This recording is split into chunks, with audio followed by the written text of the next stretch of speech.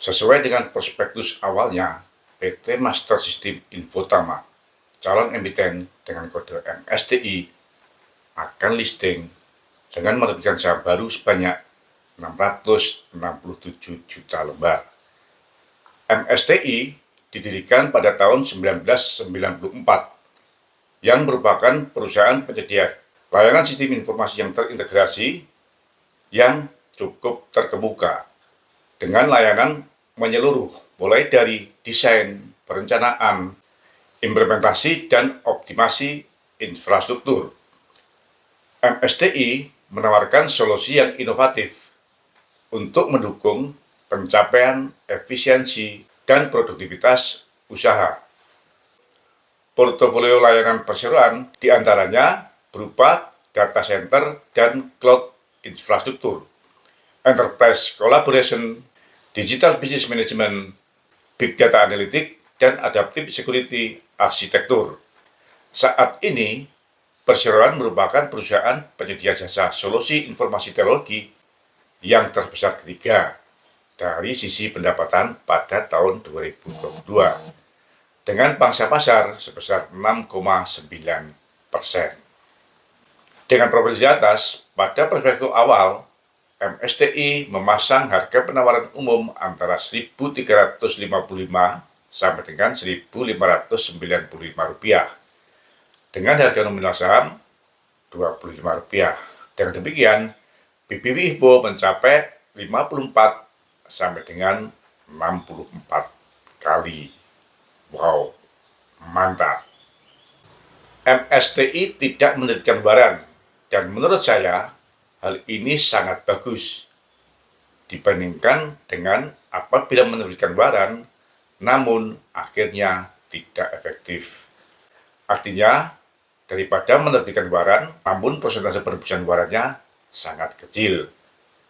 Nah, setelah melalui masa book building, MSTI menerbitkan prospektus akhir dengan melakukan pengurangan jumlah saham yang diterbitkan dari sebesar 20% menjadi 15% atau sebanyak 471 juta lembar dengan memasang harga di harga penawaran umum terendah yaitu sebesar Rp1.355.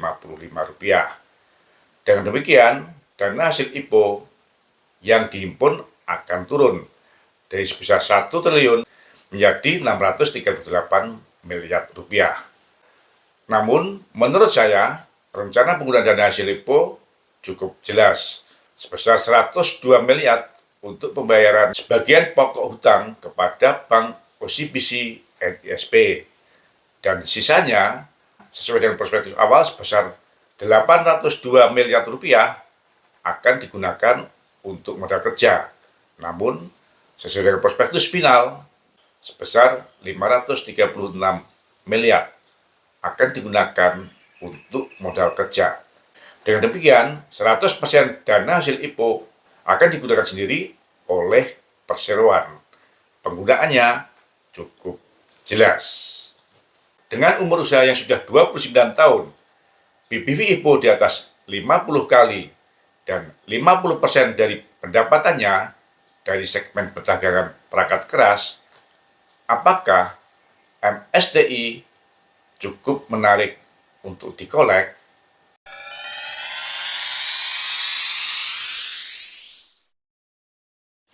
Selamat datang di Investor Level C. Kami coba sharing aspek fundamental agar teman-teman bisa tetap tidur tenang meskipun banyak badai di bursa. Tonton sampai habis ya. Semangat siap teman-teman investor level C, investor yang fokus pada karakter pemegang saham pengendali. Ada kabar baik apa hari ini?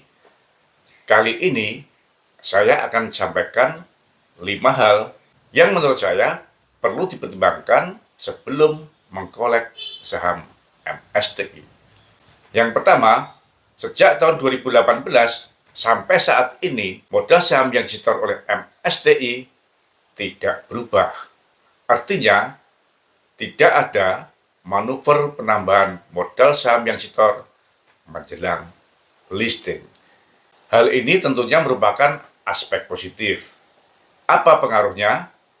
Modal saham yang disetor umumnya bersumber dari laba perusahaan yang dibagikan kepada pemegang saham lama, lalu disetorkan kembali sebagai tambahan modal saham yang disetor. Karena tidak ada pembagian laba atau dividen perusahaan menjelang listing dan tidak ada penambahan modal saham yang disetor, maka meskipun PBV IPO sangat tinggi, namun setelah memperhitungkan saldo laba yang ditahan, yang dibukukan pada ekuitas, maka PBV realnya relatif rendah. PBV IPO merupakan perbandingan antara harga penawaran umum dengan nominal harga saham.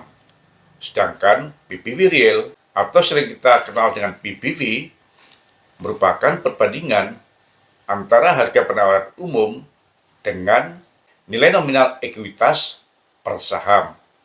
Nah, sebagai pembanding, ada beberapa emiten yang mempunyai perbedaan antara PBV IPO dengan PBV real.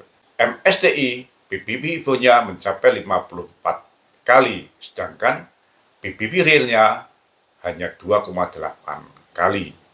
IOTF, PBV IPO-nya mencapai 10 kali, dan PBV realnya 9,4 kali.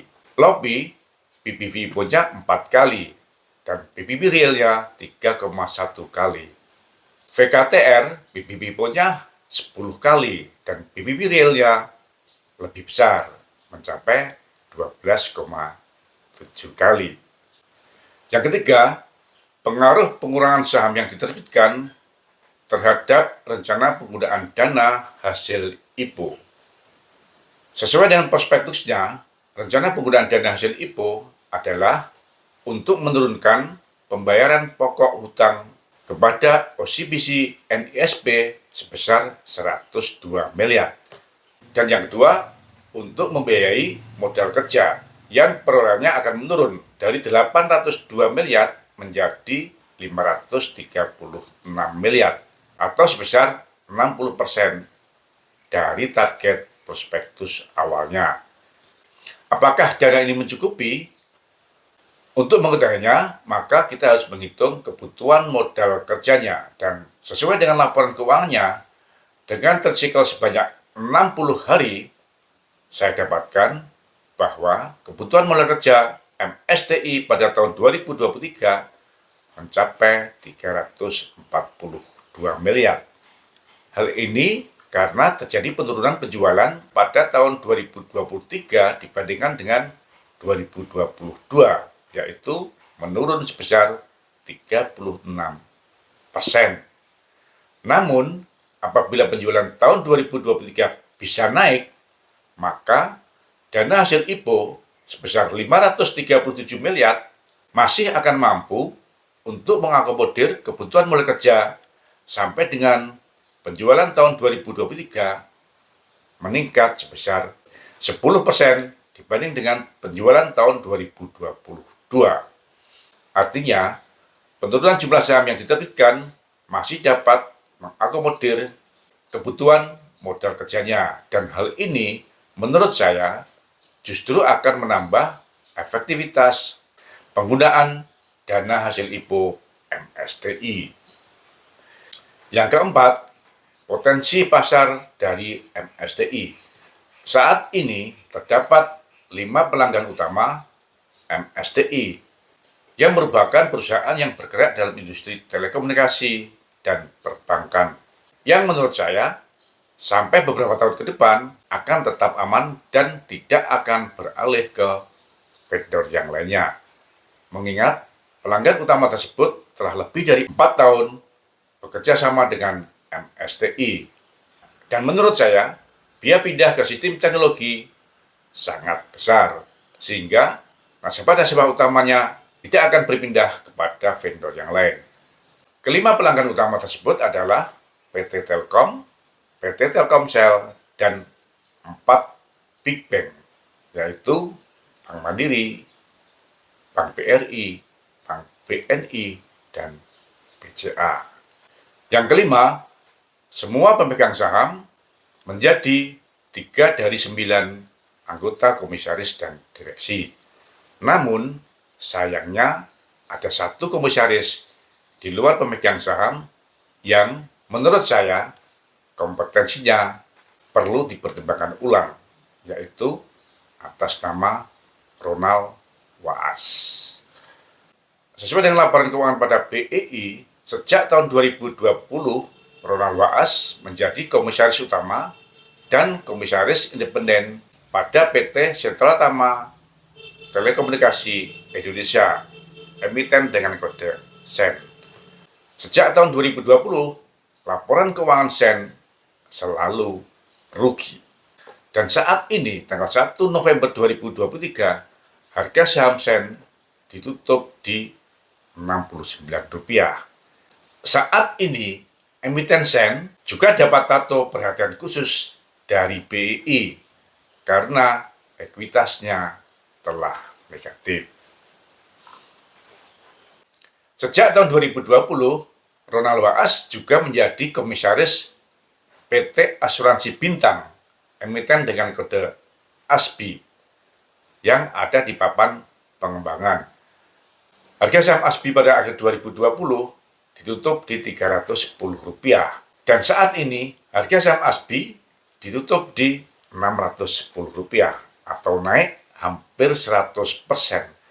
Namun, rata-rata transaksi harian saham ASBI hanya di bawah 1.000 lot. Artinya, ASBI termasuk saham yang sangat tidak liquid. Pertimbangan ini saya masukkan bukan berarti untuk membahas orang per orang, namun harusnya menjadi pertimbangan bagi perusahaan yang akan listing dalam memilih komisaris atau direksinya terkait dengan past performance emiten yang dinahkodenya. Mengingat raportnya dapat dengan mudah diakses secara terbuka. Jadi teman-teman, dengan 5 pertimbangan di atas, kira-kira apakah akan mengkolek saham MSTI? Kasih komen ya. Perkiraan saya, dengan kelebihan dan kekurangannya, setelah listing, MSTI akan bergerak dalam rentang yang relatif sempit. Apakah benar? Yuk kita tunggu ke depannya. Semangat ya! Terima kasih telah menonton. Jangan lupa kasih komen agar channel Investor Level C dapat lebih berkualitas. Dan jangan lupa sharing agar teman-teman yang lainnya bisa mendapatkan manfaat dari channel Investor Level C. Terima kasih.